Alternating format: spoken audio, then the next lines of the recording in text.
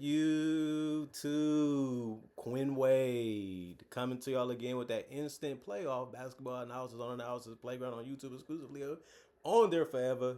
And the Nuggets, they couldn't even score 100 points with Jamal Murray and Jokic out there. They lose to the Timberwolves 113-96. Minnesota won the first quarter 25-11. They won the second quarter 36-28. Denver did win the third quarter 29-27. In the fourth quarter, 28-25 to lose by 17 to the Timberwolves, who is now up 2-1 in this series. Cam Johnson, 24 minutes, 6 points. That can't happen. If you're going to try to win series, you got to play way better than that. 15 to 20 plus points, especially because Aaron Gordon was out.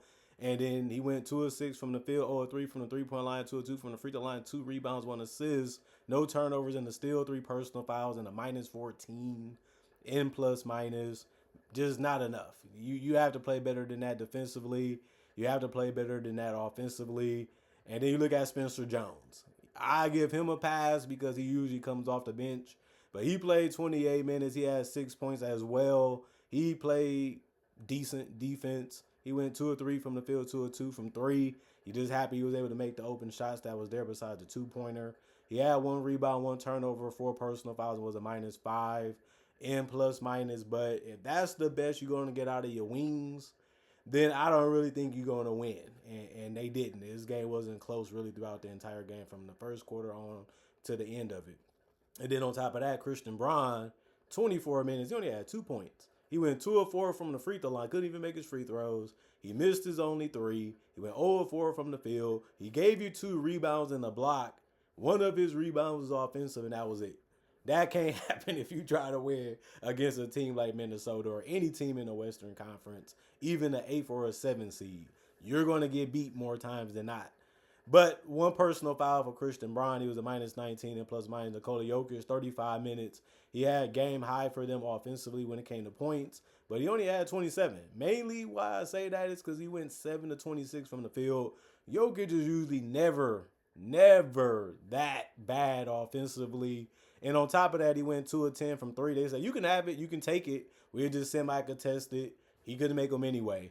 He did go 11 of 11 from the free throw line. That helped him look a little bit better with the 27 because he also did get 15 boards with 13 of them being defensive. But he only gave you 3 assists. And Jokic is a triple-double threat each and every night. He wasn't really close to it in this one. But at the end of the day, he also had 4 turnovers and 2 steals, 2 offensive rebounds, 3 personal fouls, a minus 21 and plus minus. I'm not really mad at him, man. I'm not really mad at Nikola Jokic. I'm just looking at it like guys got to make shots. Guys got to go out there and try to make my job easy as I try to do for theirs. If that's not happening, we have a hard time of keeping up with an athletic, really aggressive Minnesota team.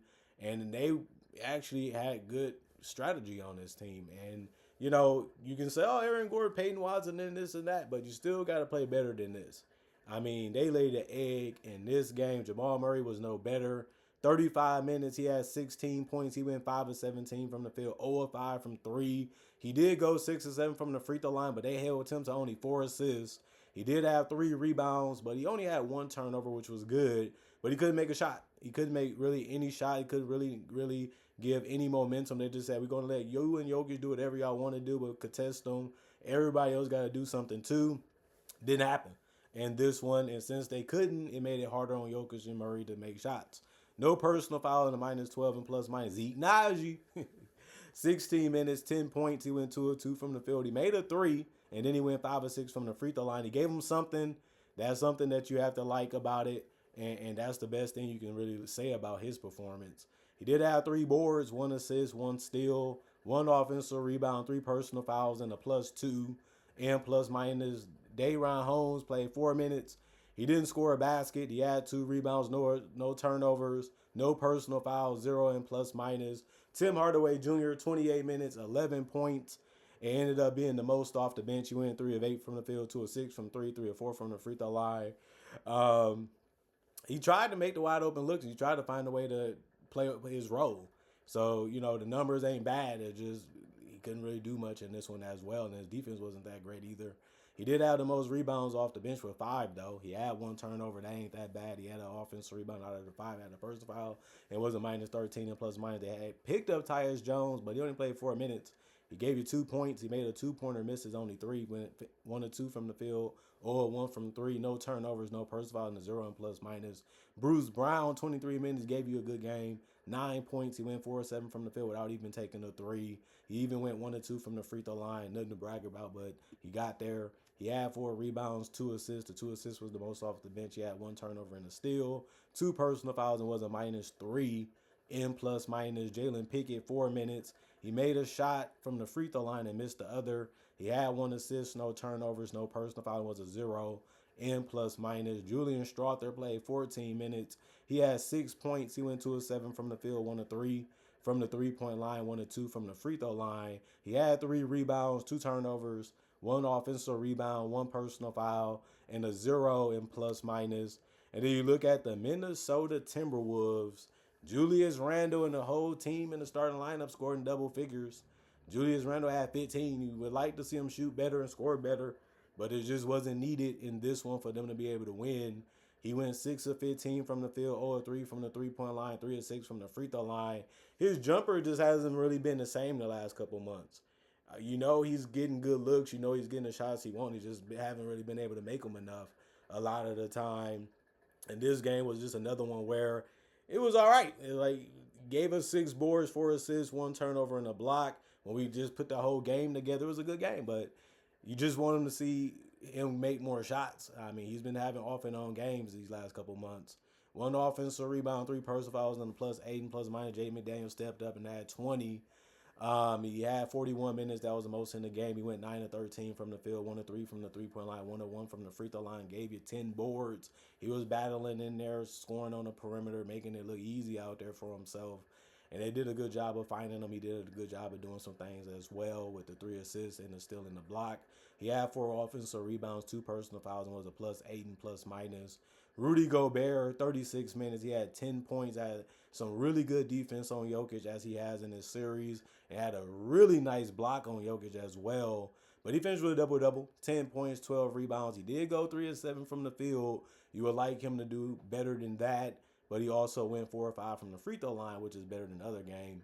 And then he had 3 assists, no turnovers, 4 personal fouls, 3 offensive rebounds, was a plus 18 and plus minus. Dante DiVincenzo, 33 minutes, 15 points. He went 6 of 13 from the field, 3 of 8 from 3. Made some nice plays outside of 3-point shooting. And he also found his teammates throughout the entire game. And that was great. 7 assists. He also had 4 steals and made the simple pass at that point. But you have to give him credit for being able to make the play to get the steals in general. 4 rebounds, 4 personal fouls, and a plus 20 and plus minus. Anthony Edwards, 24 minutes, 17 points. He went 6 of 15 from the field, 2 of 8 from 3. 3 of 3 from the free throw line. He had 5 rebounds, 3 assists, and 2 turnovers. He also ended up having 5 personal fouls that hurted his performance, plus his shot selection was kind of iffy. I mean, some of the shots he usually takes, they just weren't dropping as well. And then he was a plus 11 and plus minus. Joe Ingles, Jingling Joe, played a minute. He didn't do anything. No turnovers, no personal fouls, 0 and plus minus. Kyle Anderson, 5 minutes. He missed his only field goal. No turnovers, 1 personal foul, and a plus 3 and plus minus. Julian Phillips, 1 minute. He ended up not scoring as well, but he did have a rebound, no turnovers, and a steal. No personal foul, and a plus 3 and plus minus. Behringer played 1 minute. He ended up scoring no points. He had 2 boards, no turnovers, no personal fouls, and a 0 and plus minus. And then Naz Reid, 18 minutes, 5 points. He went 2 of 7 from the field, 1 of 4 from 3. He had the most rebounds off the bench with 6, 2 assists, 2 turnovers. You just want him to shoot the ball better in the future and play better defense, especially in the paint or on the perimeter sometimes too. He had 4 personal fouls. He was a guy they wanted to go at. You can't have that happen with that type of body and that type of length and athleticism, mobility. 1 offensive rebound and a plus 4 and plus minus. Mike Conley, 1 minute. He ended up missing his only shot from 3. And then he had no turnovers, no personal foul, and a 0 and plus minus as well. And then Desunu was carving him up in the paint. Didn't make a 3 though. Went 0 3 from the 3-point line. Wasn't needed because he went 10 to 15 from the field. It was just too easy for him. And he was just really just making the simple, easy reads. And you just have to be happy that you have a guy like that He had 9 assists, 3 rebounds, and 2 turnovers. He got everybody good looks, and he was knocking down the good looks too and creating it if he had to do it by himself as well. And that's the type of player you wanted, and that's what he's giving you. One offensive rebound, 2 personal fouls was a plus 11 and plus minus. And then Bones Highland, 15 minutes, he gave you 6. You're happy with that because he went 2 of 4 from 3, 2 of 5 from the field is still good enough when you also add that he had 4 rebounds. I know that he had 2 turnovers and 2 personal fouls in the 15 minutes, but he didn't really have to do much. He just had to keep them ahead and make shots and make plays. And if the plays are you making shots, you got to be happy that he made the threes because twos are less than 3. But he also just missed 1 2-pointer anyway. And he was a -1 and plus minus. Then you look at the comparison. Um, 92 field goals for the Minnesota Timberwolves. They shot 48%. The Nuggets took 10 less. And on top of that, they only made 34% of them. 34 threes by the Timberwolves, 26%. 32 for the Nuggets, they made 25%. 21 free throws by the Timberwolves, they shot 76%. But the Nuggets was able to score mainly at the free throw line a lot because everywhere else they was inefficient. 40 free throws by the Nuggets. They made 80% of them. And then the Timberwolves had 53 rebounds, 40 for the Nuggets, 31 assists for the Timberwolves, 12 for the Nuggets.